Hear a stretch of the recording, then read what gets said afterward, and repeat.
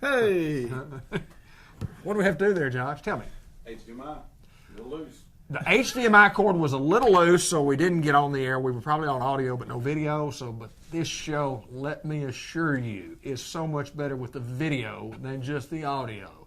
Especially when you've got this cat daddy sitting in on the show.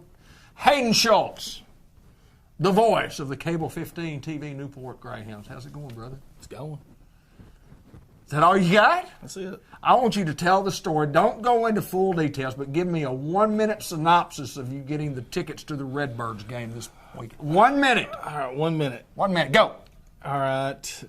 Well, first off, I'm not even going to start with how it starts because David promises you that you're going to get sweets and you're going to get to eat and drink and do everything that you want for free, and all this ends up having to pay for tickets. But anyway, but an hour and a half before the game, I call David and say, "Hey, look, we're in traffic. I need my tickets. We're going to get tickets." Oh, well. And prior to this, he said that you get them usually 3 hours before the game. So now we're at an hour and a half before the game. Tell the truth about the truth. So now it's flipped to, we usually get them about an hour before, about an hour. I'm working on it right now. And I made sure he had the right email because my last name is not the easiest last name to spell. It's not like Black, where it's very easy. Schultz is kind of tough. I bet none of them can spell it. How do you spell Schultz? Exactly. So I was just checking in on That's that. not our fault. I was just checking in on that. Long story short, got the tickets, had a great time. Grant got to throw a little bit, got to see the number one prospect for the Cardinals throw a little bit. Tyler Webb threw a little bit. That's Cardinal. Yes, sir. Talked to the left fielder for the Tell me about this. Drew Waters was his name, Okay. and he was a very humble guy. And we talked from the third till they hit the fireworks show. So, very humble kid, 22 years old, drafted out of high school. I think he's the 40th or 41st overall pick. Played in the Futures game, just got up to AAA. Grant struck him out. That was Grant's strikeout. And so when he came out to the outfield, and I said, "Change up." And he looked at me and said, "Yeah." And I said, "That's his out pitch." He said, "That or that slider." We saw both of them, didn't he? So we saw both of them. He started off, I think he went slider, fastball, changeup. Right. And that kid's a good player, too. He's a Very good player. He's a good player. I mean, he's like you say, you get drafted that high and you get big money, and as young as he is, he'll be in the big leagues on a permanent basis for too much longer. But how was that? Did you enjoy being at the Redbirds Park? It was exceptionally hot. It was hot, yes. And it didn't help with all the people there. So, well, generally, but I will say that was the best fireworks show. That was worth the admission. I know the fireworks were awesome. I was awesome. right there on the grass out there in left field. So I mean, it was right there for us. So it was worth it. You were down the left field line where I got you the tickets, right? Yeah, I was pretty much out of the ballpark, sitting on top of a hill.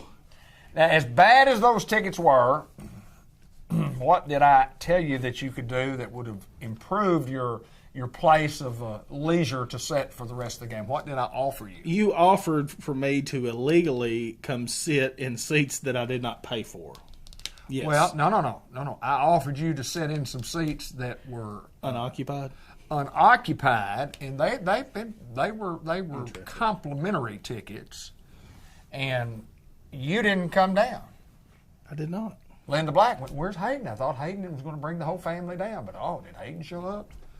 I know this is our sports show and it's not much to talk about, but Chris Sharp, thank you for watching from Northwest Arkansas. I appreciate you, brother. Chris Sharp is watching from Northwest Arkansas. He always does. Yes, he does. So, pretty good game, pretty good. I enjoyed it. Well, good. Did your family enjoy it? Everybody enjoyed it. Good deal. And did brother got to come in. That's awesome to see him, too. His little boy was there. So. Yeah. He got to talk to Grant. Got to meet Grant Black. Grant Black signature. That's awesome. That is absolutely He hates awesome. Rocky, though. He's 2, and he didn't like Oh, is that right? Yeah, Rocky being the mascot. He's never seen a bird that big. Yeah, so. that's a big old bird. Rocky got a big old tail, too. It's kind of funny looking.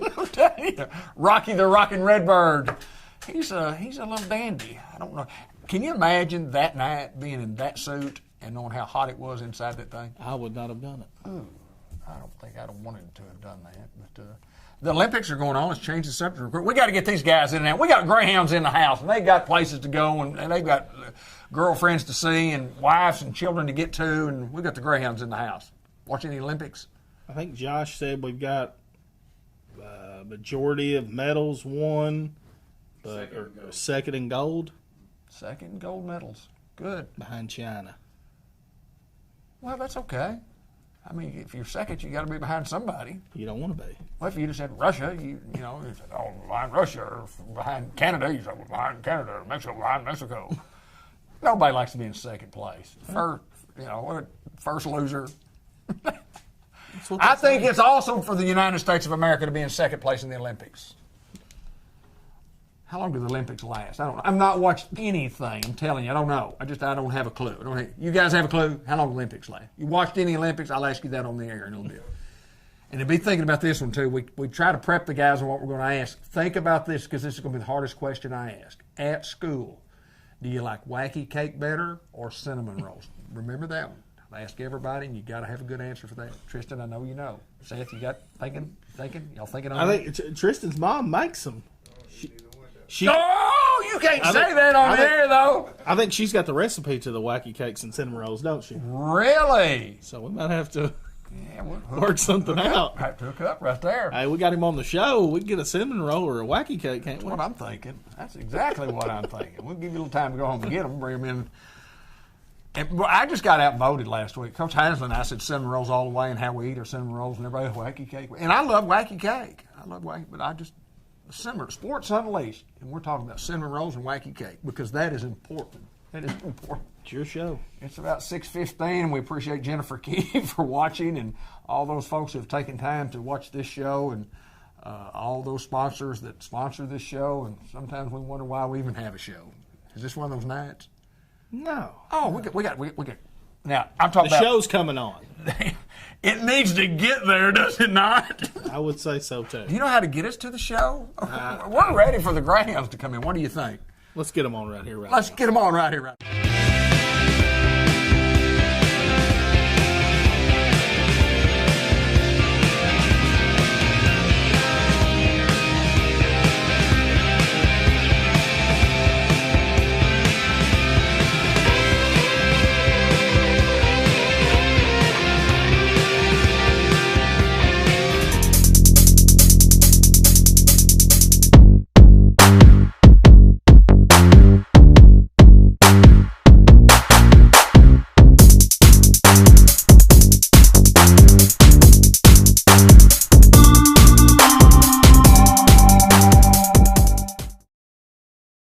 We're back. Coach Mark Hinsley joins us. Seth Morales, Tristan Griffin on the end. A couple of Greyhounds. Coach, it's always my pleasure to get to see you and come in and talk a little Greyhound football. And I appreciate the players taking time to come on. And sometimes it's not easy for them to get through their schedule and everything that they've got to do. But thanks, guys. I appreciate it. But what's going on for the Greyhound Land, Coach? Tell me something new. First day of fall football camp, fall football practice. So we had it this morning about 8 to about, 10:30. Okay. It was a good day. Man, it was a good day. The weather permitted. It wasn't as hot, so that makes things a lot more enjoyable. I thought we had a good day, and it's like I was telling the kids, I think I told them 18 more days until we play Prescott. So, tomorrow will be 17. The next day will be 16. So, it's the countdown, and it's exciting. Well, and when you talk about that, I mean, not only this is not the training part and the getting in shape part, which, I mean, we've done a lot of that. I mean, we're learning. I mean, we're learning offenses, and we're learning plays, we're learning defenses, and I mean, it's really it's preparation. You get into what you call preseason prep, the preseason planning. We're past all that. It's almost time to play. Well, and a lot of people always ask me, is this two-a-days? And no, it's not two-a-days. Two-a-days, I don't know if even Hayden, if y'all did two-a-days, I can't remember. Junior high, the two-a-days thing is kind of outdated now. I mean, really, we practice all year round. So two-a-days was a time to acclimate. Well, that's fast downs. Right. And it was a time to install. Well, we've installed in the spring. And so really two-a-days is kind of outdated, but, we're just one a day now. And like I said, count down. I want to get right to the guys and try to get them out here as quick as we can. Of course, the first question is always going to be whether it's wacky cake or cinnamon rolls. And Tristan, I'll start with you on the end. Tell it like it is, brother. Nah, I don't really eat neither one, but if I had to pick, I'd pick cinnamon rolls. Ooh, I like it. I like it. That's what- I like it. Give me a little bump. Give me a little fist bump. Yes, sir. Yes, sir. Do you eat it outside in or inside out? I'll probably take the outside off. Hey, see, that's what we talked about, right? There you go. Got to go for the center. That's Get all. the center of that thing. Seth Morales, what do you think? Gonna have to go with wacky cake. Wacky cake. Another wacky cake. Yeah. You know, they're both pretty good, but I mean, that may be the most important thing that we talk about on this show is whether or not all of us Greyhounds like wacky cake or cinnamon roll or chili or vegetable soup or hamburgers or whatever. We'll talk more about that later. Tristan, tell me about position-wise. What do you do offensively, defensively? Tell me about what your responsibilities are. I play wide receiver on offense, and on defense, on free safety. All right, which do you prefer? I don't really got to pick. I can play both. I know that you're tremendous on both sides of the ball. When you're catching the football and defending against, I mean, is there any particular strategy that you take out there and go, you know what, I'll tell you what, I'm fixing to just knock this guy's head off right here on either side of the ball? I just play. Tell me about being a Greyhound. Tell me about what that means to you. Tell me about first of all, tell me about when you started playing football. I've been playing football since a little kid, but I started in 4th grade. Okay, playing organized football. Yes, sir. And kind of give me the junior high. What did you do when you were junior high school as far as positions? And Junior high, I was a corner. I didn't play offense, really. I did, though. When I was in, 7th grade, I used to play running back. Then I would turn to a receiver. okay, and then when you get in high school, you're a receiver. I know you caught some balls last year. As a receiver, you never get as many balls as you want to get. I know that. I mean, you just You get want up. the ball all the time. Yeah, you got to spread that thing around sometimes. But I'm going to come back to you here in just a second. Seth, you've been at this a long time, and here it is the last year, and I guess Ricky Morales' finest. So tell us a little bit about being a Greyhound and, job responsibilities that you have. I mean, you really. What does it really mean? Tell me what it means to be on that Greyhound football team. I mean, it means a lot to me because both of my parents were Greyhounds, and my dad grew up playing football, and I'm just following in his footsteps. And helped you in Pee Wee football along the way. How important was that in y'all's relationship? Just kind of talk about that a little bit, about you and your dad and him being there to coach you along the way and keep you interested and keep you in line. Talk about your dad a little bit. First of all, I mean, he's a little crazy. Well, we all know Ricky Morales. We know him well. But he was a great coach, Yeah. and he helped take care of pretty much the entire team, even outside of football. And Pretty important. yes, sir. Pretty Yeah, important. that's a good point. I think the first ever meetings I had with Ricky was when he was coach. 'Cause Right. I remember when he was there, when they were coaching in Pee Wee and stuff. I think that was the first ever I kind of remember of him was being the coach for this group. This senior group, matter of fact. When they were coming through. So yeah, he's been at it a long time with them. He spent a lot of time with these kids, and just like Seth says, not just so much football, but helping in life and doing those things. And I know this, our goal. We talk about, you want to win state championships. But Tristan, let me ask you this: this is your last chance to set those goals. What does it mean going down to playing at War Memorial Stadium on your first game, when that's always the goal for everybody to get a chance to go to War Memorial Stadium? What does it mean to you? You gotta do what you're supposed to do. You gotta go there to win. I don't play to lose. I'm trying to win. Everybody, there you go. Does it hurt you when you lose? Talk about that. Does it? I mean, does it? Make me want to play again. I gotta win back. Right afterwards. Yes, sir. Seth, going in and what's it going to be like when you walk on to War Memorial Stadium for the first time ever with that Greyhound uniform on? It's gonna feel great. Yeah. So let me get into the school. Seth, tell me about what you like in school. What's your favorite subject? Probably ROTC. Awesome. Have you thought about what you're going to do afterwards, after you graduate from high school? What's the plan? Military. There you go. Tristan, what about you? What about your favorite subject in school? I'll probably say science because I like doing experiments and stuff. Give me some of that. Give me some of that. I'm a science man. I'm a former He science hates to lose. student. He likes to blow up stuff. I like it. I like it. I didn't know that about you, Tristan. I like it. Do you want to tell that story? Or? What? No, that's the first I'd heard of it. I didn't know he was he's a scientist. He's a scientist. Tristan You can be the scientist. mad scientist. I'm Be the telling mad you. scientist. Like I said, blow stuff They're up. calling But him scientist. I enjoyed science. Science was my favorite. Love the military also. But Coach, what can you tell me about these guys that maybe they don't want to tell me? Well, the first thing I noticed, and I just now thought about this when Tristan was telling it, do you ever notice how guys, when they tell you their position, they always say offense first? They do. Yeah, Is that just absolutely. me, or is that just, No, yeah, that's right. I don't know. It's just something I thought about. Like, why did he say it's a safety and then a receiver? I don't know. It's just, that's the game we play. Well, You know me, though. I like defense. I like, anyway. But I just noticed that. So, what would your positions be, Seth? Corner and outside. Hey, look at receiver. there. See, that's There you go, cornerback. Hey, Yes, sir. that's you what go. football's about. Yes, sir. Yes, sir. No, and I've told these guys. I think I told them during Fast Hands, and I hope I say this quote right. But it's their senior year, and it's going to be a lot of first last for them. Yep. And I just want them to take it in every day, and that's what I'm talking about when I'm talking about those 18 days, and that was their first last fall practice. Yep. And I don't know if they really understand that now, but they will as the days go by. And today was a good day and it was a valuable day, and it's the last day they're going to have of their first fall football practice. We all remember it, and we all, now looking back on it, wish we had it again. So, I can just tell them to slow down and enjoy it. I do know this, guys. The only thing I can share with you is that just like all of us, whether we played 50 years ago or 40 years ago or played last year, and everybody always talks about, boy, I can't wait till I get out of high school and I can. Well, when you do, your life changes.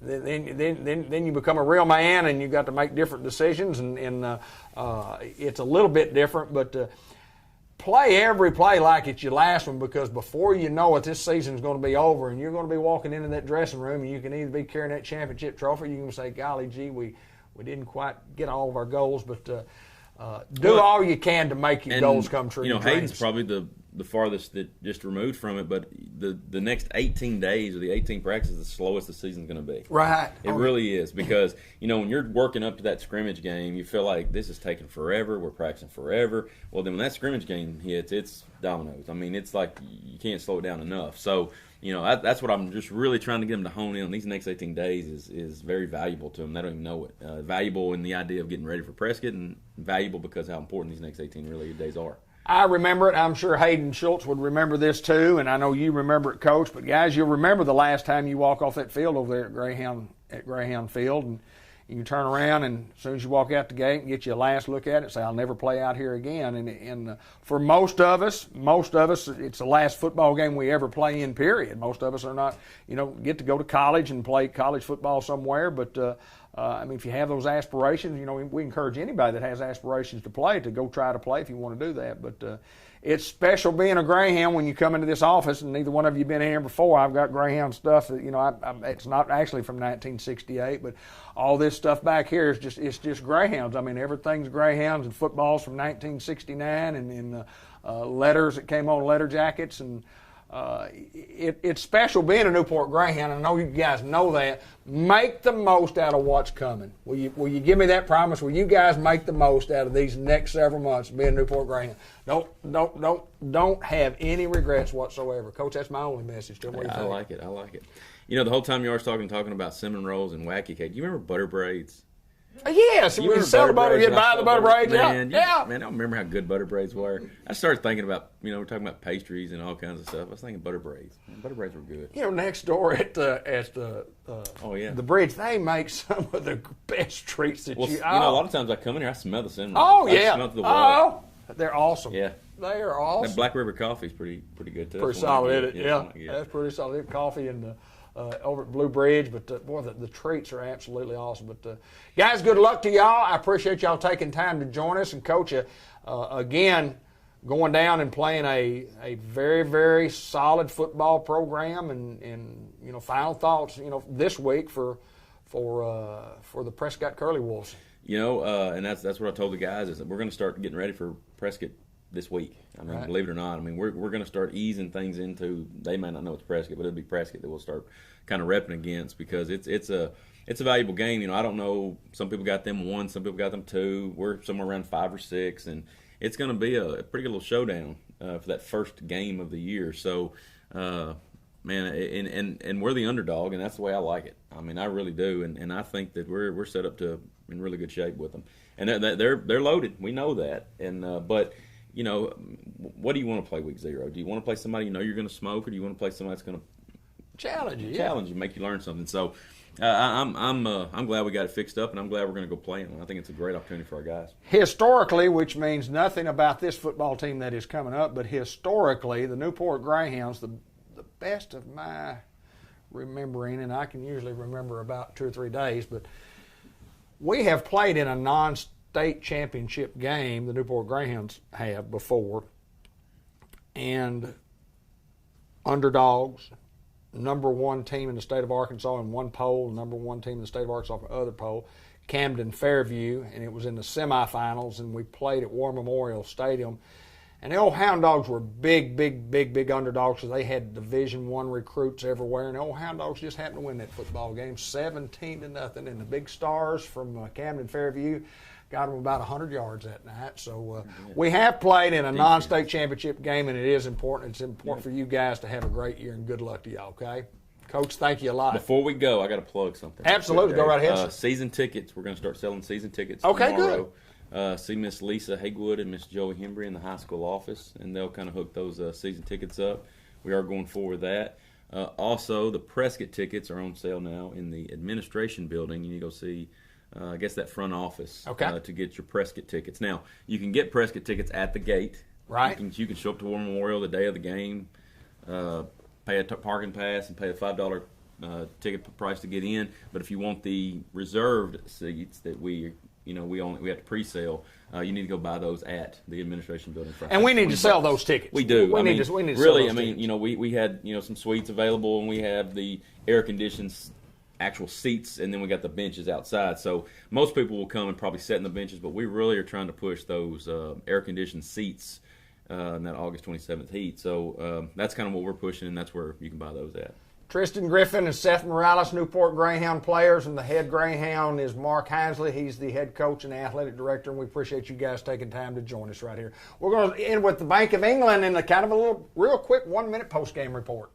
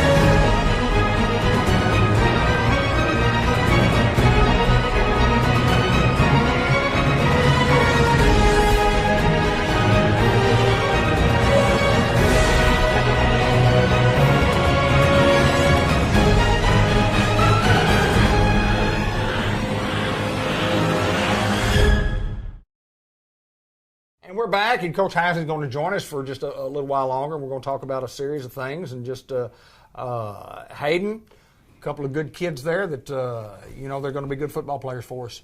Oh, for sure. And Tristan Griffin, it was kind of funny. Y'all were saying mad scientist, and the first thing that popped in my head was the Hoxie game when he got the fumble. Right. When he came up and laid a lick on the guy and got the fumble. That's the first thing that popped to me. Tristan is a guy who I think is very underrated on this football team that probably we don't say enough about because of everybody else, but this guy just feels his role, and that he just does his job. So, and then Seth Morales, a guy who's been in the system. His dad obviously very involved in the Greyhounds and does the sounds of the Hounds. a guy every year you can count on being there and things like that. Those are things that go unnoticed with those guys that they don't get a lot of credit. They don't get talked about a lot, but those guys are there every single day, busting their butt just like everybody else.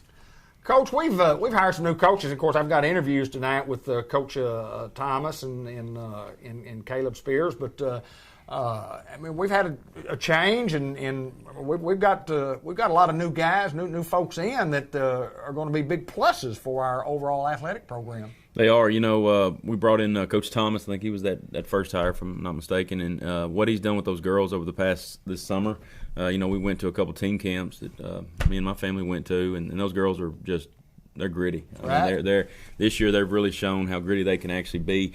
Going to those Nettleton camps, I was very impressed with how quick of a turnaround those girls started playing competitively. And then Coach Spears, I think we found a diamond in the rough as far as a baseball coach. You know, when you start interviewing a guy, David Smith was another guy. I know when I started interviewing David Smith, just having a baseball background, I started seeing and hearing what I needed to hear, and Coach Spears was no different. When I started hearing, the first thing I noticed about Coach Spears is how good of a history teacher he's about to be. Right. The man loves history. Yes, I don't know if y'all Yes, talked he about it or does. not, but he's going to be an amazing teacher for the first thing out of the gate there with that. And coaching is teaching. I mean, so I think he's going to be a great addition, and our baseball program is good to have him. Hey, and you've seen some coaching changes down through the years, and maybe even had some. You got to have good people in place to have a good program. Absolutely, and Coach Spears, the little bit that I've got to talk to him, I like him. Right. I think he's just enough crazy to fit right here in Newport. Just the way he talks and the way he's passionate about baseball, and you can just tell that he's all in. I mean, it's first head coaching job. He wants to prove himself. He's got a real good group coming up with the junior high bunch. I like him. I think he's just crazy enough. I'm not going to use psycho. I think he's just crazy enough that he's going to fit right in. And Coach Thomas, like Hinsley said, I mean, proof's in the pudding. I've seen everything on Facebook about how these girls are playing good. You get a move in that helps, but I mean, it's ultimately the same girls you had last year, and for them to go compete at the Nettleton camp and do those things, I mean, I think that we hit two nails on the head getting those two. They're so excited about being here, and I can't stress that enough on how excited they are to get. I mean, Coach Spears, every day we're getting done with football, we eat lunch and he's gone to the baseball field. I don't know what he's doing out there. I got to go look. I got to go look around what he's doing. He may be out there with scissors. I don't know what the man's doing, but when you love baseball that much, there's no reason you're not going to be good. I mean, I really. When your heart is into taking care of the field and knowing that the field can have some improvements, and talk about the facilities, and he talks about that in the interview. But anyway, you know it's important if a guy cares about how the field looks. David, he's been talking about this bullpen he wants to build Right. since he got the job. He's Right. talking about this bullpen. He wants, so I can tell the excitement is there. And when a guy is already making plans for something that's way down the road, that's how you know he's going to be special. I want to ask you, Coach, about we're kind of new in the administration. We've had some changes there, and things will be a little different this year. But people with new job responsibilities, talk a little bit about the administration, and because we're plus Newport, Arkansas, and I mean, and we think we're in a good spot. Yeah, and you look at it thinking, well, you've got Coach Bradley, Coach Reynolds, and Coach Gates. So you're sitting there going, it's a very coach-heavy administration we have right now. And I don't think we're fortunate because of that, or I don't think I'm fortunate because of that. I think it's fortunate because we have guys that love this town. They love this community. And that's what really makes the difference. I truly believe that. They're not there for that check that comes. They're not there for where the power that comes with it. I think they're there because these men love this town. They love that school. And I think when you have that love, I think we're gonna flourish this year. Hayden, I think it's a pretty good place to still go to school, and with you take what Brett Bunch has done here, and you look at our school board and what our school board's trying to do, and from a facility standpoint, it's a great place to go to school. Absolutely, and having those three coaches being in the administration, I mean, you talk about a guy like Benny Reynolds, who was always a football coach when I was there. He was always that guy. But a lot of things that people don't realize about Benny Reynolds is anytime you need to talk anything about football, the guy was there. He would always listen to you, and he's always been that guy. He doesn't care how big you are, how small you are, what color you are. He doesn't care. He is genuinely there for you. And Brandon Gates, another guy, a godly man. I'm excited to see how he's going to handle his role as administration, because he just always looks so calm at a basketball game. He's just so calm, but I know he's got the fire in him because I've seen it. And then you talk about John Bradley. That's a guy that just always wears his heart on his sleeve. He's fired up, ready to go, ready to do the best job that he can.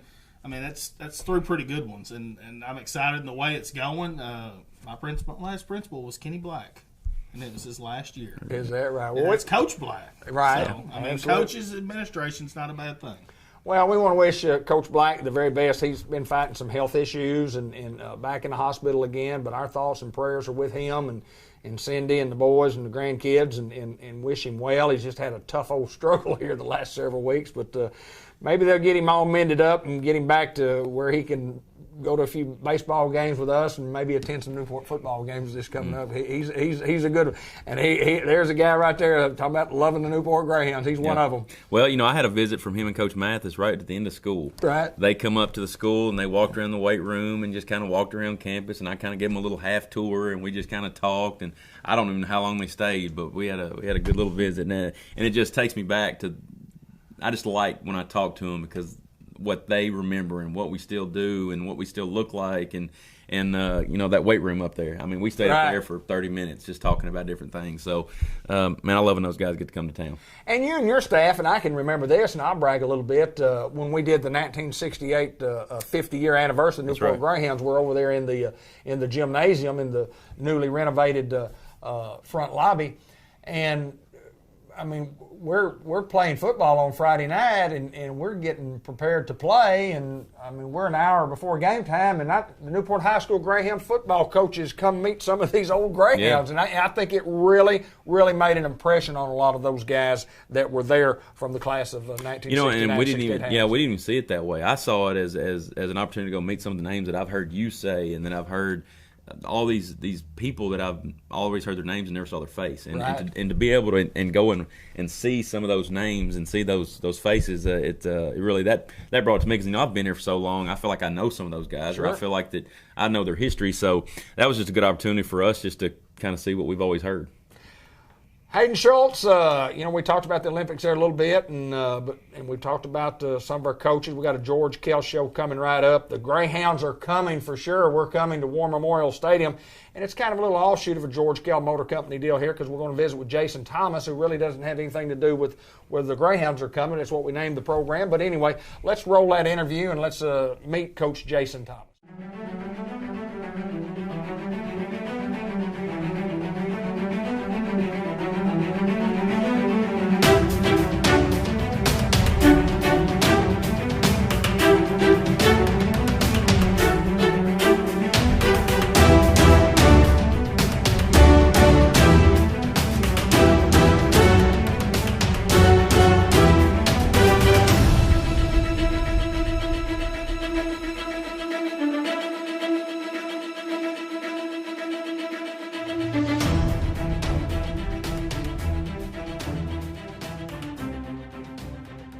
The Greyhounds are coming, and it's another edition of that, sponsored by George Kell Motor Company right here in Newport, Arkansas. We get to meet Jason Thomas, who's new to the Greyhound staff. And Jason, welcome aboard, my friend. Thank you very much. Tell me a little bit about Jason Thomas. Tell me about where you grew up, where you went to high school, college, and things of that nature. Well, I went to Islington County High School, graduated from there, went to Ozarka College for a few years, got a full academic scholarship to ASU Jonesboro, where I knew what I wanted to do for many, many years. It took me a little while to get there, but I wanted to always be a coach and be a teacher. So I graduated from there with a bachelor's degree in middle school education and got my coaching endorsement to go with it.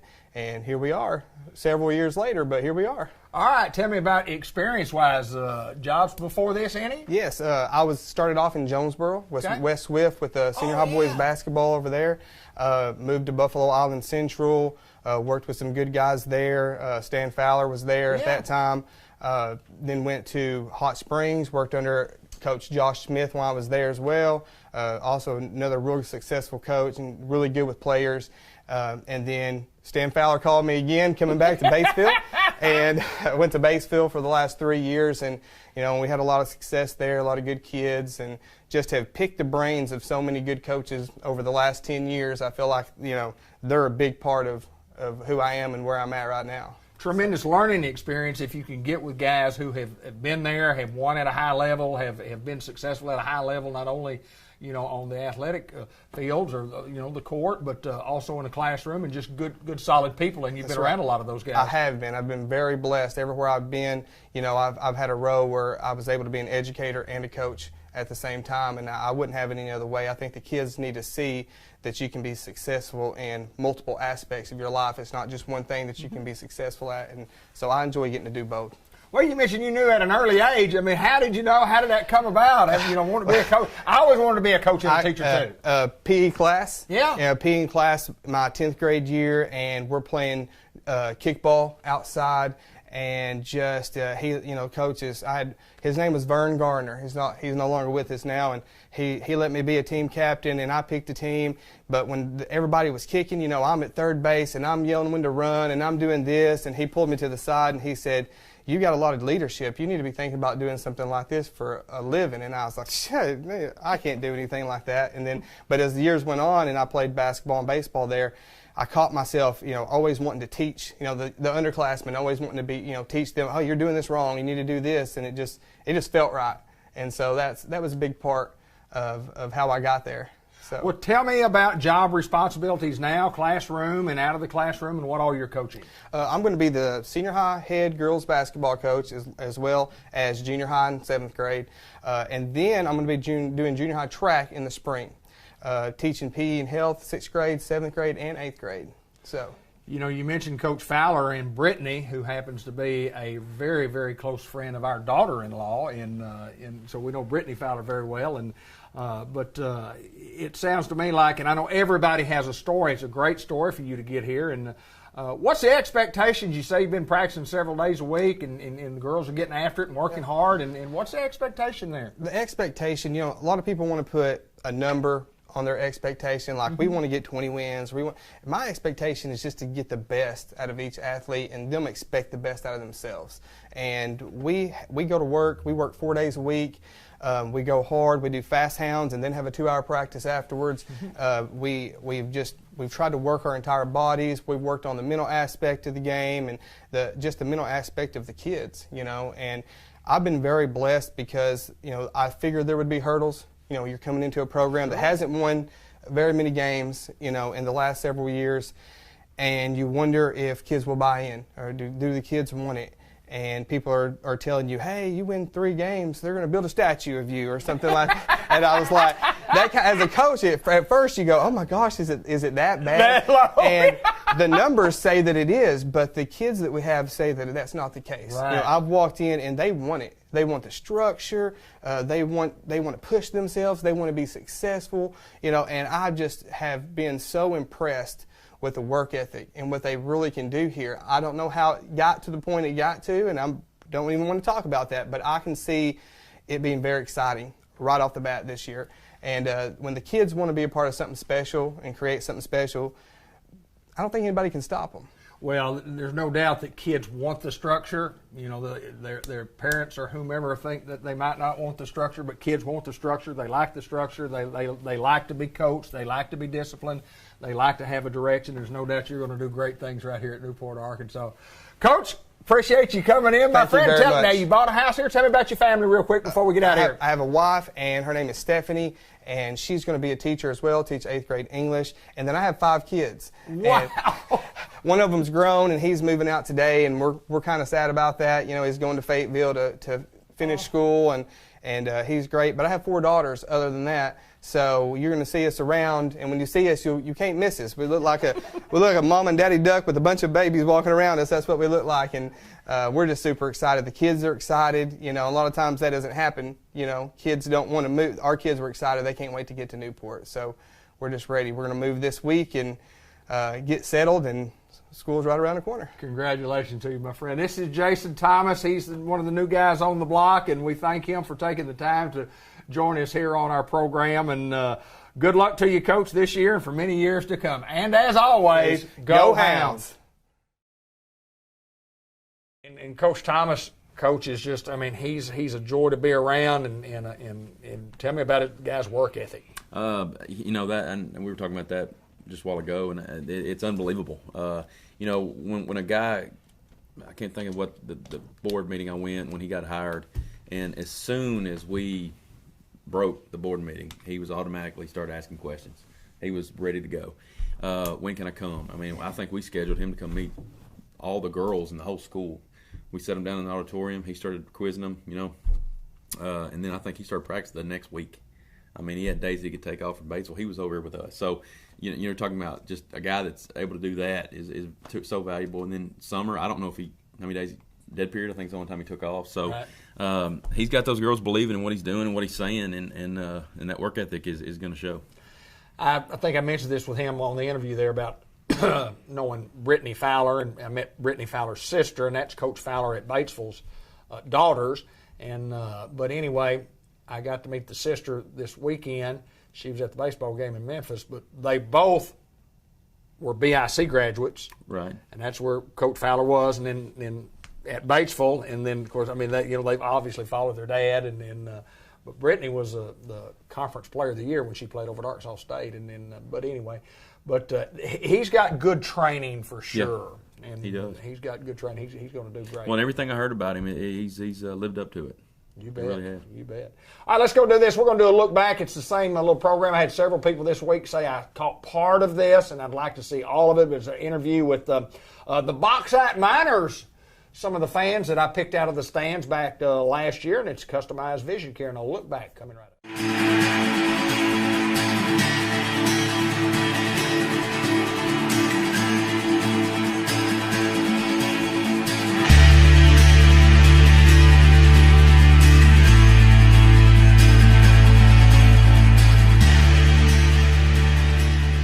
Well, I'm going to tell you what, it is a great honor that I went through the Bauxite Miner stands, and I just picked out 4 Bauxite Miner fans tonight.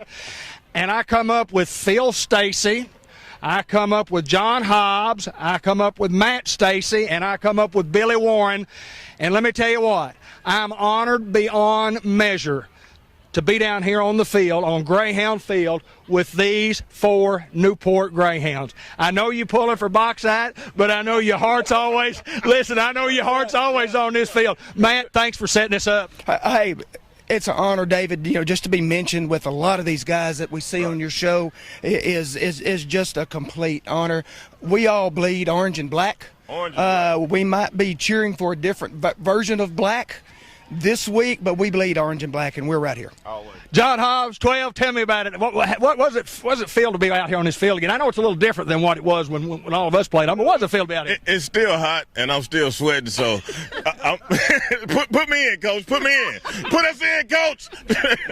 Phil, you and I go back a little older than these guys. We played a long time ago, and, my kids tell me all the time, said, I know when you played it, you had to take your helmet off, and you had to fold it up and put it in your back pocket when you played. We're not that old, are we? We're not quite that old yet. We only have the one bar on it, but they weren't leather.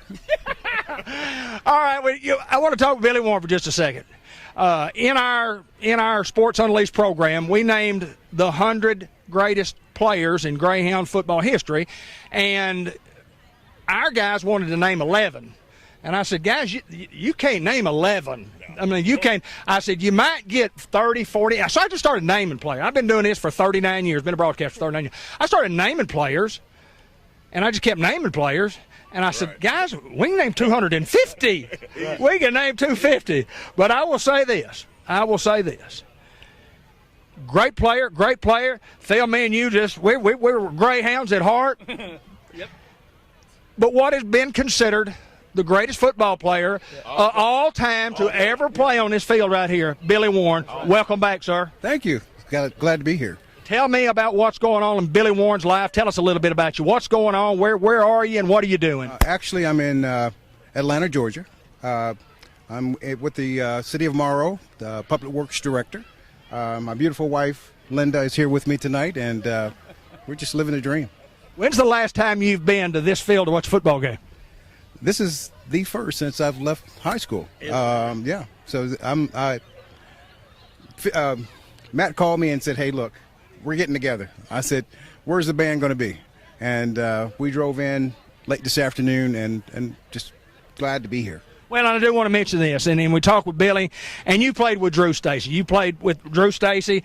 Drew Stacy, bless your heart, and love you and miss you. And you guys were like brothers, and the Stacy family was like your family. Absolutely. Still are, till death do us part. Till death do you part. John Hobbs, could you give us, I asked Billy, he said he could give 8 or 9 plays. How many plays could you give us tonight if we needed you? You know, for the Greyhounds. Send me long. Let Matt block for me, and then we'll run a fake with Billy, and you two guys just get in the way. We'll be all right. Phil, how awesome is it to be back at, this stadium, be at Newport, Arkansas, a long time ago. We played in the 70s. How good is it to be back? Oh, it's incredible, man, and it's good to see the tradition still going on, I can just talk from mine, from 79 for the next 10 years till Matt got into the game. Newport was giants. Captains of the football game right there, and it's glad to see the tradition still going. Yeah, no doubt, man. I appreciate you. You've got a son that plays out there, and it's tough. It would be tough on me to have a son. My kids played here, and it would be very, very tough. And I know it's tough on you. Sure. Because you got to yell for your kid. You got to yell for your team. Absolutely. But it's tough, and you're wanting to win, and you want to beat those Greyhounds, and there's nothing wrong with that. But I appreciate you putting everything together for us. Hey, it's awesome. We circled this game on the schedule a year ago. My son came to me and said, "Dad, we're playing Newport." I said, "Son, I know." I said, "I'll cheer for you."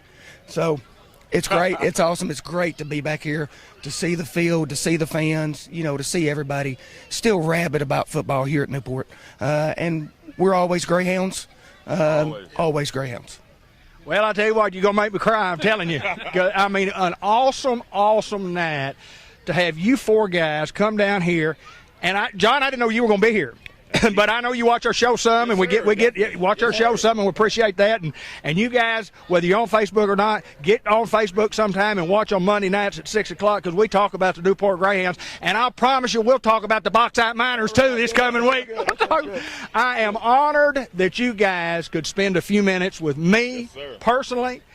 The great Bud Black called the greatest call he ever called was a run that Billy Warren ran, I believe maybe in 1980 against Nettleton, when you broke, I don't remember whether it was 9 or 11 tackles, but it was 11 tackles. Billy, remember? I remember the shoot. There you go. It was the greatest run in Newport high school football history.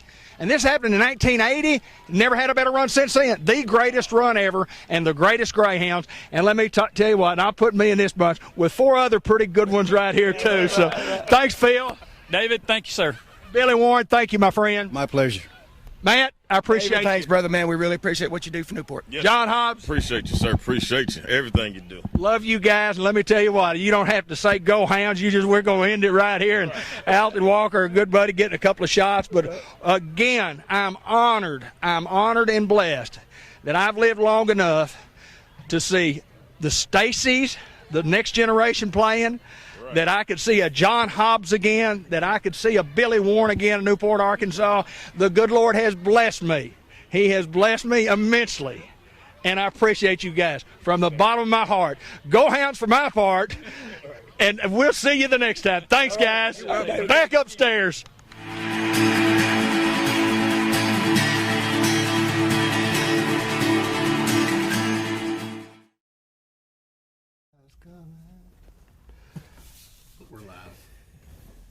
Are we ready? Yeah. Oh, I was just singing. That was good. So I was just singing Eli's Coming. Eli's Coming. How's my voice? That sound pretty good? It wasn't bad. Not too bad. Eli's Coming. Yeah. 3 Dog Night. Great song. Love the song.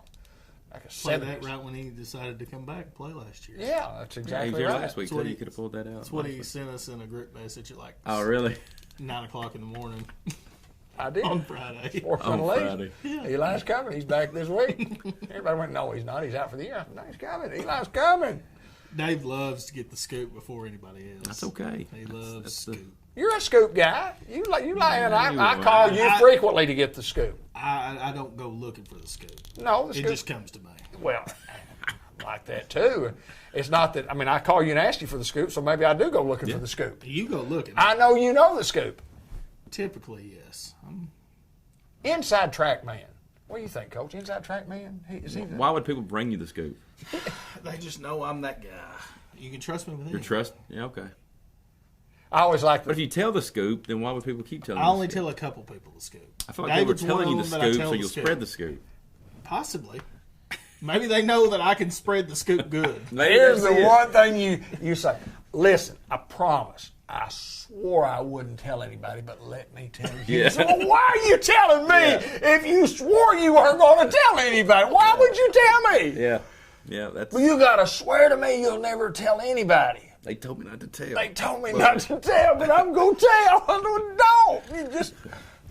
That's their fault. That's their fault totally. you know- I'll tell you how many people can keep a secret. Probably one. One. You? Yeah. No. Just one person. If you know one bit of information, you're the only one. Because once you tell two, Yeah, it's I gone. mean, it spreads like wildfire. It's gone. It's gone. gone. Might as well post it on Facebook, is what I think. Might as well post it on Facebook. We want to thank all of our sponsors, C&M Ag Depot, Diaz Scrap Metal, Jackson's Funeral Home, Fletcher Land Survey, and Two Chicks Florists and more. Fathead Pizza, it's one word, it's all caps. State Farm Insurance, Andrew Roach.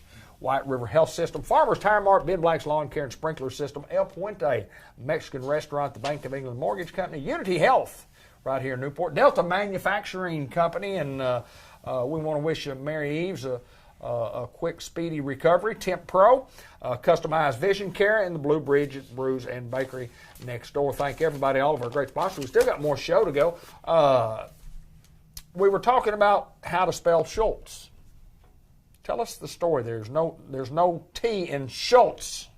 And I admitted I was guilty of that. Every time I made a roster out with Hayden Schultz's name, I put a T. Schultz. Before the Z. Sounds That's like what I it. usually did, and I think I got told every year it's not a T in it. John G. Pennington's Donnie watching. Harrison would go Shultz, so he would completely butcher it. But this is also a guy that couldn't spell Buccaneer. Yeah. Steeler. That's what we started calling it, Buck. His spelling, I'm telling you, I've never seen. He'd write something on the board, and my coach, I don't know what that play is. I have absolutely no idea what that is. God, you know what I'm talking about. He'd get all fired up. So, Schulz. Schultz. And usually I'm good with names. I'm going to brag on myself. I'm pretty decent as a speller. I really am. I think I pride myself on being a good speller, and I brag about it to everybody I see. But I did. Your name's hard, or I thought it was back in the day. It is difficult. And when we just mentioned off air a while ago about Randy Klepechka. Yeah.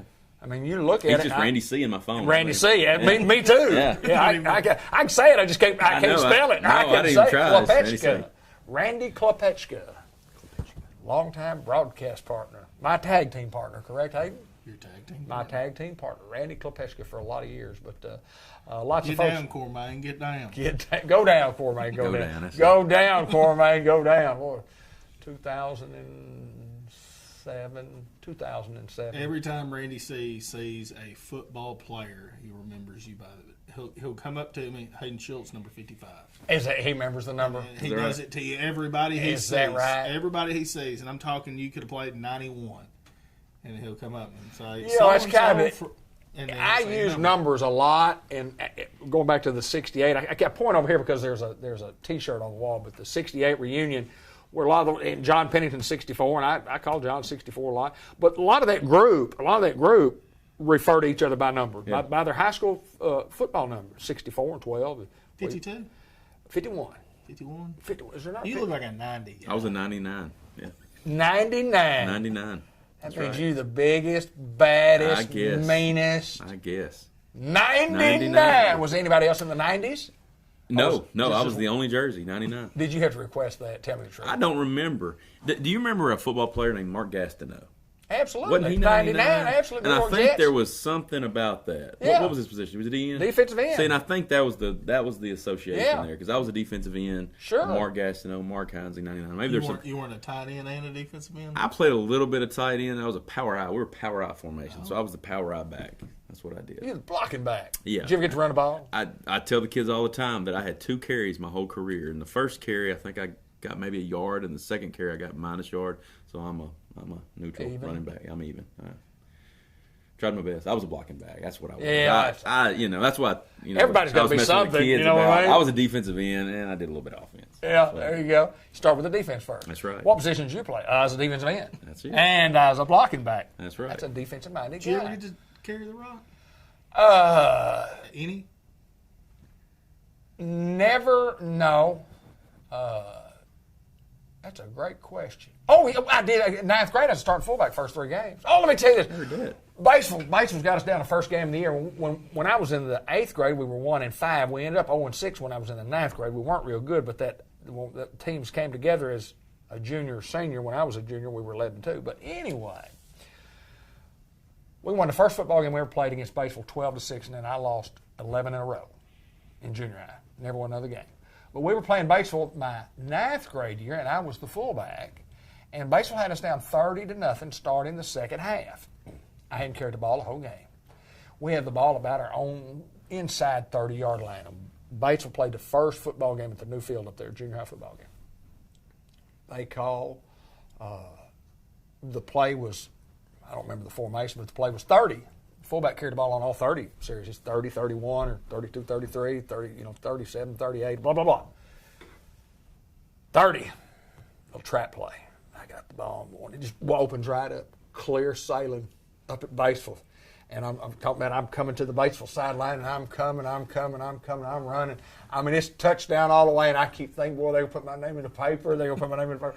And for some strange, I didn't try to switch the ball. The ball just went, boop, about the 20-yard line on the ground. And I turn around, and I try to grab it. They've caught up. They have caught up with me by then, and they get it. And I didn't get my name in the paper. And then I got to play fullback the next 2 weeks, and then they moved me back to center because we went to the shotgun formation, and I was the only guy that could snap it back there to the. Really? Is that right? That is correct. What year? And then 70, probably. Well, let's see. Wow. Yeah, 69, 70. And then I was a snapper for punts and extra points all the way through. I knew that, yeah. Yeah, high school. But I started snapping because I only got to get it back there to the shotgun formation. We went, Sam Nicholson would remember what we ran. Mark Braun would remember what we ran. He was a quarterback. We'd ran buck, right, pass, buck, right, reverse, buck, right, left, That's this. a great series. I thought, That's great. yeah, the buck series, kind of like the Buccaneers series, the buck series. Coach Teddy Bill Muller, long time ago. Bubba Parnell was my first coach. He was my first junior high coach. And we had a pretty good football team. We played Annie Camp and MacArthur, and both of those schools were real good football players. Played Forest City. Mm-hmm. My 9th grade year, we played Forest City, beat us 48-0. They had a guy named Jimmy Rogers. Beat us 46-0. We got beat 38-0 after I dropped the fumble. They scored again, went for 2, made 38-0. Then we got beat 46-0 next week. We knew we couldn't get beat any worse. We went 46-0. Jimmy Rogers ran for however many touchdowns that is divided by 6. Oh, he scored every one of them. Yeah, and he also went to the University of Oklahoma and played very little at Oklahoma, but got drafted after he left Oklahoma and was like an all-pro running back for the New Orleans Saints. Couldn't play at Oklahoma, but boy, they had Joe Washington and David Overstreet and a lot of guys. This is years ago, but anyway. So I did carry the ball a few times. And I did score a couple of touchdowns, too. Not carrying the ball, though. I picked up a fumble. I never got to carry the rock. I picked it up and rambled in 35 yards against Rivercrest one night, maybe 25. And then blocked punt. State championship. I scored a touchdown. State championship. I think I've heard about yeah, that. man. I mean, Don Shelton blocked a punt. The guy that's the blocking back up there for the punter hits me right in the chin and spins me around. I fell on the football in the end zone. And everybody, I get up and I think my jaw's broken. And everybody's pounding me. I said, leave me alone. Don't hit me. My jaw's broken. Please get off of me. Just let me just die here. Lost 21-13 state championship game. November 24th, 1972. How's that for? You're good with them, Dave. Third round of the playoffs. He thinks he's good with those dates. If you look it up and backtrack him. But I believe him. Day after Thanksgiving, 1972, look it up, November 24th. We played on the 3rd. I'm telling you. I was impressed with the score. I can't remember scores like that, I guess. Oh, really? I just don't. I mean, I can't tell you how many games I've been in. I just don't remember the scores, I guess. There's every now and then I'll get a little bit, or Hayden will say something. He'll be talking about something, and I'll remember, I remember that happened. But I just can't spit it out like y'all do. That's impressive. Last game you played in, what was the final score? Oh, I have no idea. But the last game I played in was like a week 4 of my senior year because I. Oh, you tore an my ACL. knee, yeah. So I don't remember what that was, but yeah, You didn't tape it up and play? Well, believe it or not, I actually heard it in summer, And then I think I tried to play for the first 4 weeks with a big brace, a Donjoy brace, Yeah. and I just couldn't. I was defensive end trying to run the corner. You can't really do that real well. No, that's kind of hard. Kind of hard. So if you can't play and cut, you got to be able to play and cut. No. So, and I think I could have maybe done it, but I was trying to get ready for baseball, so I had to operate on I think the next week or whatever it was, and then you came back and played baseball. I did. I was a catcher, so it was kind of real hard to get back in it, but I caught my senior year because I got operated on so early. So yeah, Grant Black did that too. Came back 4 months later and then threw his arm out the next year because he couldn't bend his leg. Couldn't bend his front leg. You're right. He couldn't bend his front leg. Yeah. And threw the ball pretty well for a one-legged guy the year. You know, we beat Lone Oak that year 1-0. Yeah. Then we dropped the fly ball in the second game. You remember that? Don't do it. Now, see, look, I just said there's some things I don't remember. There's some things but you do? There's some things I do. The Riverview game when we're no doubles. I mean, how many times have you heard no doubles defense? And we inside the park walk-off grand slam. Don't even start it. So yeah, there's little things like that. Is that right? Oh, I can remember it vividly, Hayden. I can just close my eyes and I can see it. We're up, David. I can't believe I hadn't stressed it enough about how we just don't need to dive for a ball. What are we doing? Right, yeah. I just remember him chasing the ball, and there's nothing to say, nothing to do there. Didn't happen. I mean, it just didn't happen for you. And you're talking about Grant with his one other. I can't tell you how many games we played where it was 1-2. Right. I mean, it was a tight ball game all the time when Grant was pitching. So yeah, I remember some of the things, but I was in that game too. You sure were. That was the first high school baseball game I started. I remember that year. I remember it. Third base. Third base. Yes, sir. Yes, sir. Beat him 1-0 in the first game. And old Grant, bless his heart, pitched on one leg. And Michael came back and threw a great game in game 2 and had them beat. I mean, and it was a low-scoring game too. Yeah. And dropped a fly ball. Don't say who dropped it. I know who dropped it. I know who dropped it too, but he didn't mean to drop it. Are we running low on what do you call it, juice there? Internet connection? We look awfully blurry here on the screen. Says good. Oh, we're good. We're good. This must be this cheap iPad I've got. What's the best game that you've been a part of as a coach? There's a good one. That sticks in your head and was like, I'll take that one. Trivia question. Know what? Hold on, before you say it, I'm going to put it down here. Don't. I'm going to say Oh, well. No. Hold on. And it does. And We're talking about football or baseball or both? Football. Football, okay. And it doesn't have to be a head coaching. You could have been an assistant. You could have been the 7th grade coach and helped with high school. Any part of your tenure at Newport. What do you got down? Let me see what the coach says. No. Well, there's a lot of angles to this question. I remember the Glen Rose game being probably one of the most exciting games that I've ever been part of. I do remember that. Believe it or not, I always got real fired up for Stuttgart. I don't know why. Maybe because that's around my home, and never got real fired up for Helen, and that's right at my home. But I really got fired up for Stuttgart. But there is no better feeling than 2 games in my whole coach career for football is Harding and Glen Rose. I know it doesn't look like Harding, but well, look, we just talked about Harding this past week, and the way the Harding game just ended. I mean, we were talking about the other day. You know, me and John Bradley were sitting out there on the. I don't know if I felt like we're at the hash. I don't know where we're at. We're way out there, and we had Rolando, the leg, right? Yeah. And we were dead set. We're going to win this football game on a field goal. That's the first time in years we're going to win a football game on a field goal. And I don't know what it was. It was a crosswind or something. It just didn't feel right. And I think we called another timeout. I can't remember how we stopped the game. I think it was a timeout. And I said, we did. And you sent them back. Yeah, call timeout. Yeah. And I said, John, what we got? And I think at that time it was Black Titan. And that was our go-to play, especially when Joe Brodus was in there. I can't remember where we were at. 4-yard line. 4-yard line. Had to get 4. We didn't have to get 1. We had to get 4. And I just remember asking John, "What's our play?" And that's what I always, and that's where I was going with that question this week is what's our play? What's that one play where you don't have to think about it? Our kids know it. We know it. We trust it. What's going to happen?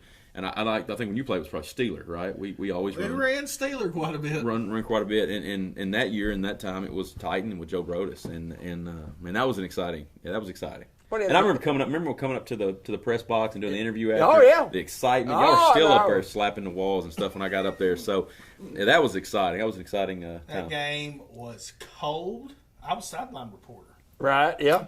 It was cold. Caitlin didn't bring a jacket. She came down there at halftime and said, "Can I have your jacket?" I had just a little short sleeve shirt on underneath my jacket, so I gave him my jacket and sat there and froze. And I had to thaw out in the truck. You're a good man. That's a great man. I was. And that's exactly what happened. We call a timeout, call over there, because I'm trying to, I'm like, all right, I got to go. I got to know.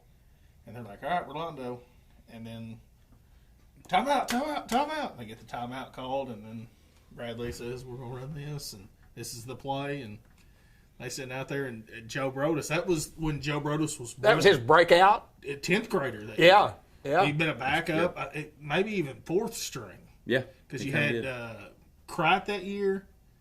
You had Jerry Ellis, I believe. Yeah, you're right. That kind of was his game. Yeah. And then you had Bobby T. Yeah, I think. Yeah, and we were right. Joe was a 10th grader, so I think Joe might have been 3rd or 4th. I can't remember. And we needed tough yards, and that's kind of when Joe. I think was that whole like, game though, he kind of owned the game, right? Yeah. Oh, there was somebody, Monkwell Cox. Absolutely. True. Yeah. Was there too. So I mean, there was. Well, Joe Brodus. Joe Brodus! When Joe Brodus was born was Harding Academy. He was, you're right. 13-9. That's the final. 13-9. Yeah, because it was, I guess, 7-6. Had to be 9-7. It was 9-7, and we were going to kick the field goal, right? Is that right? That sounds right. That sounds right. We were going to win 10-9. We're gonna, Yeah, because they had 9. They didn't score. I think either way it was going to be an exciting ending. You know what I'm saying? But I'm glad it ended that way because that was that. I always remember that little situation. So Harding and Glen Rose. That's it. Glen Rose was fun too. Everything from we come out of the halftime and the kickoff return. I think it was Tydrell Fryer, correct? Yes. Yes. The kickoff return. I mean, everything about that game. Because, I mean, if you remember, we started the game off in a huge deficit. I mean, they hit us on... First play of the game. I wasn't there. Yeah. You got caught up, right? In the traffic? Yeah. I remember. Yeah, I do remember that, too. Tied in across the middle, and we just had to miss the I'm telling you, believe it or not, we'd worked on that something. We call it 1-2 exchange. And when there's that tight end, and they motion that number one, and then the tight end turns to the new number one, I can't tell how many times kids lose focus on that. I know. And, I think we got hit 2 or 3 times that year on it. So it's not like it was new to us. Things happen on the field, and it's just the way it works. And they hit us on that play, and I'm talking about, I was like, oh, come on now. But our kids battled, and they believed, and that was a fun game to end. 5 seed. Yeah. I talked about this during the game, and I was watching some of the, and I remember you and I talking, and you telling me, I think we're better than this bunch. I think we can beat this bunch. And I said, well, Coach, it's going to be a big challenge for us. And you said, I just feel like our kids believe we can go down and win a football game. And I could just remember my feeling, we're here, we're ready to go, and of course I'm worried about Hayden getting there and do the play, blah, blah, blah, blah, blah. And then they throw the very first play, and I remember just being deflated. I said, well, that's a touchdown across the middle, about as easy as it can be. And I thought they're fixed to beat us 55-0. Yeah. We stunned them. We did. We did, man. After that play, I was thinking, we're gonna have to do a shootout, and that's not what I did not want. Right. It was a shootout. And but our kids, they battled, and I remember telling you that, and I don't remember because a lot of times when I'm watching film, if I find something I feel like I don't know, I just feel like there's something there, like I feel like we could always stop them depending on what, and just I don't know, I guess their arrogance that game. I remember how arrogant, and how good they thought they were, and for our kids to go down there and do that was that's the reason why it's, like I said, one of the top 2 games I can remember. Well, not very many 5 seeds, as Hayden mentioned, goes on the road and beats a 1 seed, Hayden. Yeah. Star City was a 5 seed my senior year, and they came to Newport. They sure did. Sure will. They sure did. Doesn't happen very often. They beat us. But it can happen. Ended the season right there. Sure did. Right there on Greyhound Field. That was my last game I ever played. What was the score? Remember? Oh, let me think. Okay. Because I know the situation. It was closer though, wasn't it? I mean, it wasn't that far. It ended up beating us by 9. It was a 6-point game. Turner comes into the game, nose guard, defensive end comes out, and Carl goes to nose guard, and I'm playing nose guard, and I just went to defensive end. I'm like, oh, here we go. Finally got my chance. And I come off the edge, boy. I'm working my little move. I've been dreaming. I begged him to let me play defensive end, and Keith Warsham catches a pick. And I'm like, first play defensive end, we catch a pick. Like, we should have been doing this all year. We end up getting to like the 37. Call the play. I want to say it was Black Florida. Inside guy runs 10-yard out. Outside guy runs a go. Guy goes to run the 10-yard out, and I don't know what exactly happened, but Gunner throws an interception. Right. Guy returns it, and they end up trying to burn clock. They kick a field goal. 6-point game, then they kicked the field goal and made it a 9-point game, so there was no way we could win with 40-something. Right, yeah. I want to say it was like 39-30. Okay. I want to say. I'm not 100% That sounds right. I remember being a little bit closer than what, it was a ball game all the way through. I remember it being a great game. Yeah. It was a great football game. And when it was one of those disappointing games where the one Ben played in, with the Dumas game, 51-48 game in 2007 was, to me, the most disappointing loss that I could remember, just simply because I had a kid playing, right. and we were undefeated, and we were going to win a state championship. The thing that hurt about that game was Star City got a bunch of guys hurt after they played us. Yeah, and so then they had to play at like 80%. And go to Mena. Yeah. And Mena wasn't, and they were a good football team, but I think both of us, healthy, Star City or Newport, would have went down there and beat Mena. Yeah. Which Mena would have had to come to Newport at the time, but that's who they went and played, and they didn't get to play him healthy. The running back got hurt. I think he ran for 2-something on us. Is that right? Yeah, he's about 5'8", 230. And I remember they down blocked. Somebody's supposed to come kick me out, and nobody comes and kicks me out, and I meet him in a hole, and it was just like, boom! And I just held on and was just like, all right, I hope he's hurting as bad as I am. I don't know how many times I can do that. That joker was stout. Coach, I want to kind of change the subject here just real quick and ask you about you don't get to coach in the last game that we played last year, and I know that's the taste that left in your mouth, and then not being there to be with your kids, and it's coming up. It's a new time. I mean, it's got to be much gratification there to know that you're going to be on the sideline. Well, Tristan said it best a while ago. It's when you lose a game, you're that much more motivation to go and play the next. So that's where my motivation's at. I mean, because thankful for Cable 15. That's where I saw the game. Yeah. Remember I was trying to get with you. Like, how do I find it? What do I need to do? How do I get on my TV? Because I was isolated myself to what I call my men den, and I was out there in that and had the TV set up. And I remember I never sat down the whole game. I was just standing up there just watching the game, and I mean, it was a miserable experience. I was trying to find out, how can I go to Hoxie? Is there going to be, where can I go to the bathroom? How do I do that? Because I'm supposed to be quarantined. I mean, it was a miserable experience. It really was. And to that game, how it went, Thanksgiving, you know what I'm saying, is everything about the game. Because I tell the kids all the time is the number one thing that I want to be is I want to have coffee and donuts. Right. That's what I want. Yeah. And we get to that situation, and I'm having homecoming or Thanksgiving by myself. I don't, so everything it leads up to, this is how important this year is for me. That's how motivated this year is for me. And so, yeah, you're right. It was that was hard to swallow. Well, no doubt. I mean, it was just a tough loss to a very, very good football team. And then that I thought at the time, I said, if there's anybody that could give Harding Academy a run, it would be this bunch from Hoxie. And of course, they had the ill-fated night where they lose some players for the next week, and it just had to play at McGee in the pouring down rain. It played into McGee's favor. Absolutely, and still almost won that game. Yes. Even without their. And you hate the what ifs, but you had me gone, you had Reynolds gone, you had some players gone. I mean, I looking back on it, man, I would love to have that again. I just would, just because I remember watching it and having the feelings that I had, about it, and man, I'd love to have you can, but I'd love to have a second chance at that. But that was and the next week I think we quarantined anyway for the majority, because that's when our spike hit was in right there first December. So we probably wouldn't have got the chance the next week that much anyway. But that was a hard one. Yeah, it was a tough one, and I'm looking forward to getting rolling and getting going to War Memorial Stadium still, and for you guys to pull that off. Yeah. And you had mentioned that to me earlier in the year, and you said, well, we tried this, and we was going to get Prescott, and it fell through, can't get it done, and y'all just kept working. Number one, we needed a game. We just needed a game. We didn't care where we went. I mean, I was every state around I was hitting Mississippi, Missouri, Texas, Oklahoma. I was calling everybody. I was calling people in Texas that was 5 hours away, just what if, Right. And for that game to actually solidify, I mean, it was huge.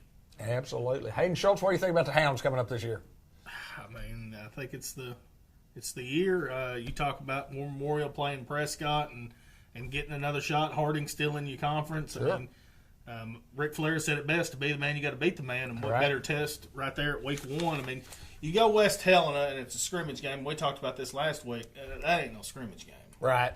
West Helena's coming to win. Newport's coming to win. That's exactly right. Point blank, and then you go Prescott, and then you go Bauxite, then you go Heber Springs and Lone Oak. So you just talk about that right there. That's 5 pretty good ones. Well, and the exact thing that you do for a non-conference scheduling is what this is going to give. It's going to show what team we have. Before conference, it is going to show the team, the identity, who we are. With that kind of road, that kind of schedule, I mean, that's going to show exactly who Newport Greyhounds are this year. Man, I'm looking forward to it. There's no doubt. And it'll all be live here on Cable 15 TV and also on YouTube at Newport Cable 15 TV.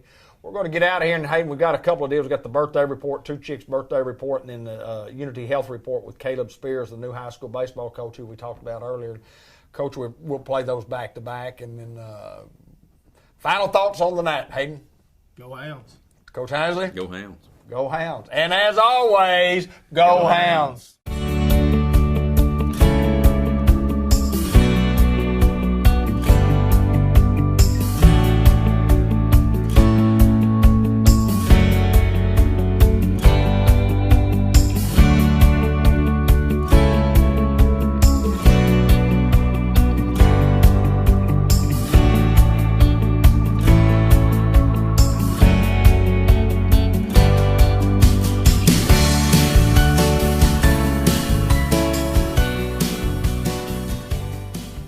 Those with birthdays this week include Vimp Grady, David Platt II, Steve Ridley Sr. has a birthday, Eric Sanders, and Jason Smith, all with birthdays today.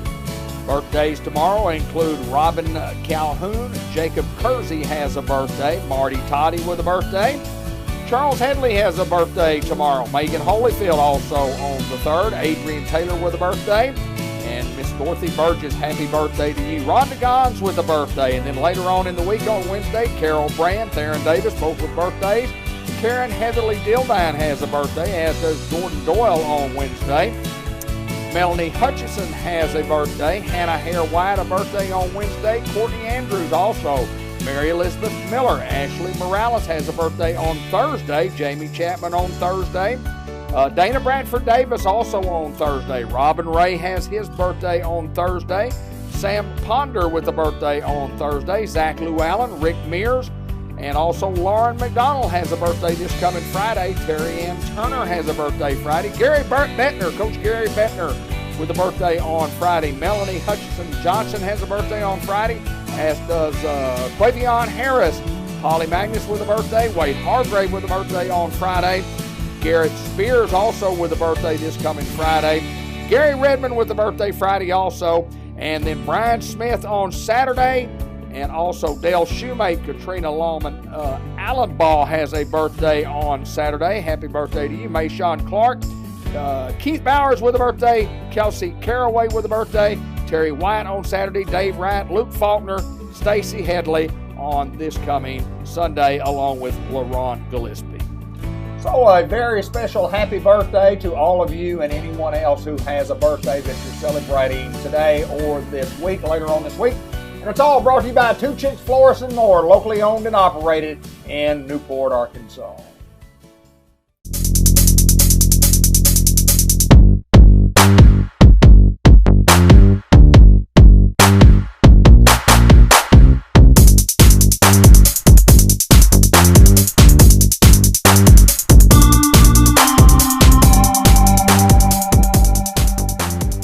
Unity Health, let's meet the coaches, and we're going to visit with Caleb Spears today. And Caleb is new to the Newport Greyhounds. And Caleb Spears, welcome to Newport, Arkansas. Thank you very much. Tell us a little bit about you. Tell us a little bit about high school. Tell us a little bit about college, and how in the world you came to Newport, Arkansas. Well, it all started. I moved to Searcy when I was about 5. Okay. Came from Texas, and went to Harding Academy from when I was in kindergarten all the way up. So a little cross-conference rival for me. I can't seem to stay away from it. It seems that way. That's right. From Melbourne to here in Newport, but I love it. I love to see my old school But I graduated from Harding Academy, went to Harding University where I played baseball for a year, and then played football for about a year and a half too, and just kicked and punted there, and mostly tried to use it as a coaching resume. You know, it really helps when you have that written across you played college football. So, but you know, I also tried to compete at that level, and it was a lot of fun. It was a good experience for me to take the next step in where I'm at as a coach. And so graduated there, and then went on to get my master's to become a teacher. Originally, I didn't want to be a teacher. I wanted to be a vet. Right. And okay. then college chemistry said, no, that's not going to happen.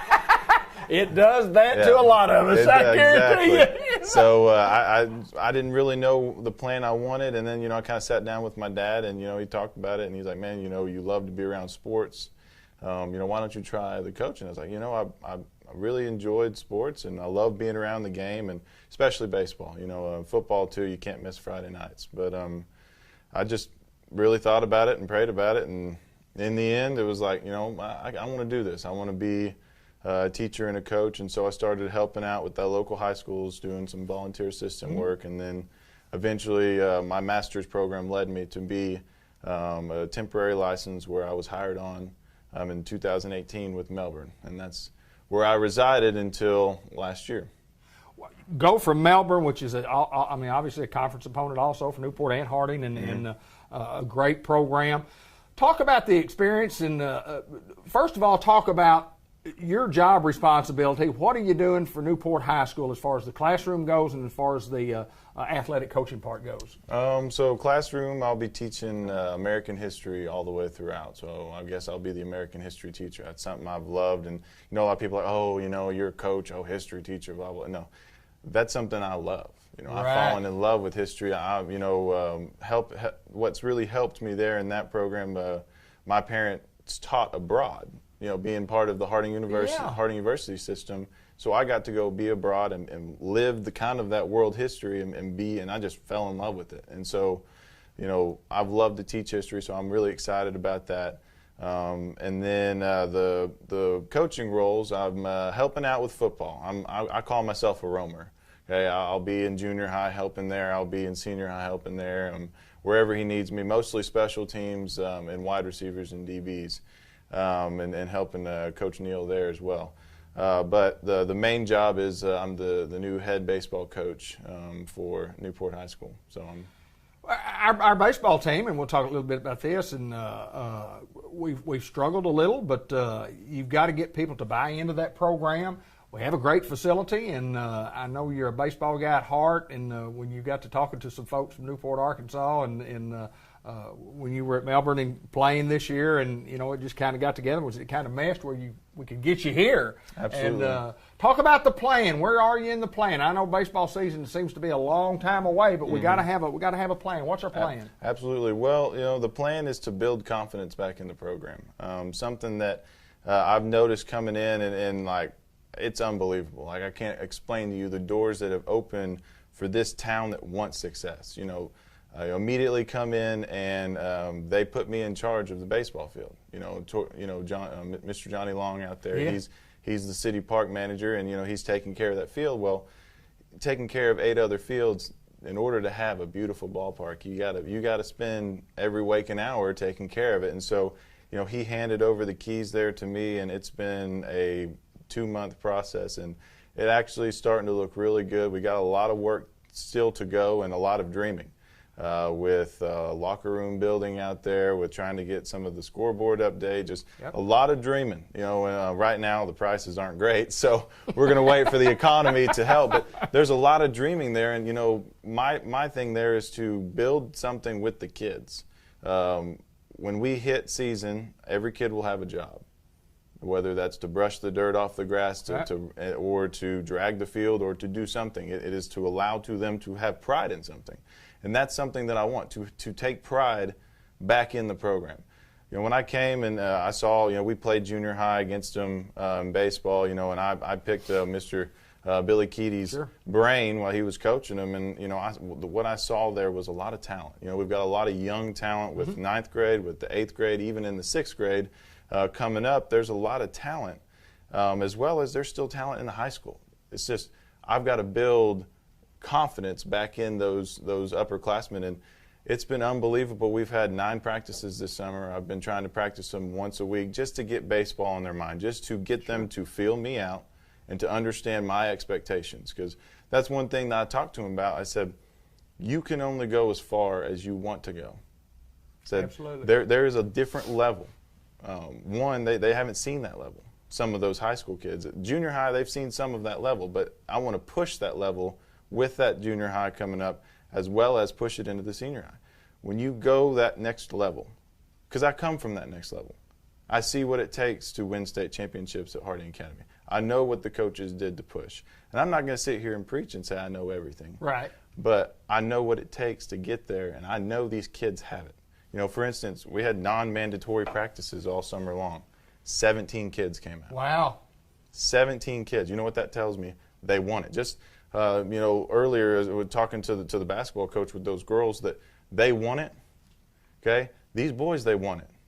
Oh, they want it. They're hungry for it, and I'm sitting there. I'm like, all right, boys, like, I'm pumped just to get to the fall. You know, you said it's a long ways away, and I told them, I said, I hope it's December because I hope football goes that long. But I said, as soon as I get you in December, we're going 5 days a week, as much as we can go, and we're going to push how to play baseball. Right now in the summer, we did fundamentals. Right. You know, and hopefully December, January, or, you know, half of January, we'll do fundamentals, and we'll get to that point. And then January to February, before we start, which our first game is February 28th, we will play or we will do situational baseball. That's something that you didn't get a lot. You know, you almost try to be repetitive in a lot of that. And situational baseball is where you win ball games. Base running, okay, how to throw it into the cut man. I mean, there's a lot of things that are situational in that we need to learn. I love baseball. Baseball's a great game. Got a kid playing AAA baseball right now, and it's always been my favorite game. And I love football too, and I love basketball. I love all sports. You know, I'm just a sports guy, just like you guys are. Absolutely. And I'm looking forward to the growth in our programs here. I'm looking forward to you guys getting the opportunity to be with the Newport Greyhounds and both of our programs growing. And absolutely. Family, married? Yes. Well, I married. My wife is Megan. Used to be Ivy, now it's Spears. But I married. She's from Batesville, and actually, she took a job at Cedar Ridge, that's where she graduated from. So we're going to be both in the area, which is really nice. It was really nice that we're, you know, about 10 minutes apart. Especially since we're growing that family. You bet. We're about 11 weeks along right now, so we're very excited about being able to add to our family as well as add to the Newport family. And so, you know, and one of my favorite things is, even though we're 2 schools apart, you know, Megan is my #1 fan. You know, she's sitting there and she's like, I can't wait to go to the baseball games. I can't wait to go all the football, especially football. She's football, and I'm like, it's baseball. But she's like, I'm going to football. I love football. And, you know, even though she goes to another school, she's going to be a big time supporter of Newport. And so we're very excited to be here, especially her family's Batesville, my family's Searcy. So we're right here smack dab in the middle, and we're excited. Absolutely right. Coach, I appreciate you taking time to join us here, and you're on our sports show, and of course Unity Health brings you the program, and Caleb Spears, who will do a great job for us, and we're glad you're here, excited that you're here, and wish you the best of luck. And as always, go Hounds.